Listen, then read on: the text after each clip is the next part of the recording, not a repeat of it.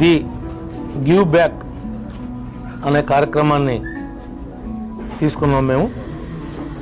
దీనివల్ల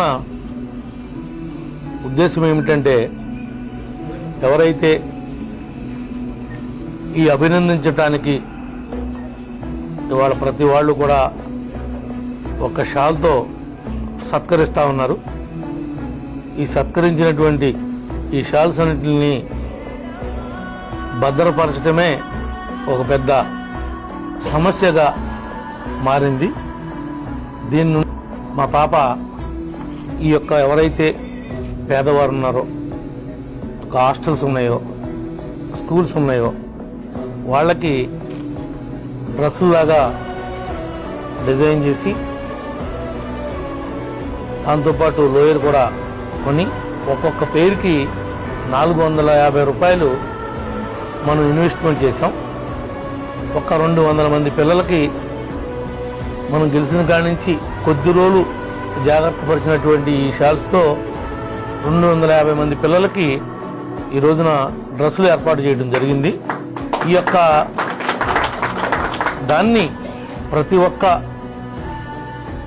విఐపి ఎవరైతే సత్కరించబడతారో వాళ్ళు వాటిని దుర్వినియోగం చేయకోకుండా, వేస్ట్గా పడేయకోకుండా ఈ రకంగా చేస్తే అనేక మంది పిల్లలకి ఇది ఉపయోగపడుతుంది.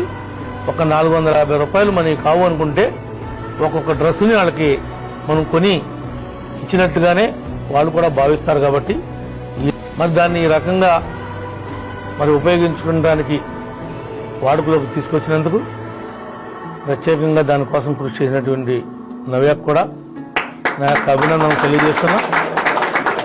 Thank you. అదేవిధంగా మరి ఈ క్రిస్మస్ నాటికి ఇవన్నీ కూడా పంపిణీ చేయాలనేది ఒక టార్గెట్గా పెట్టుకుని ప్లాన్ చేసాం.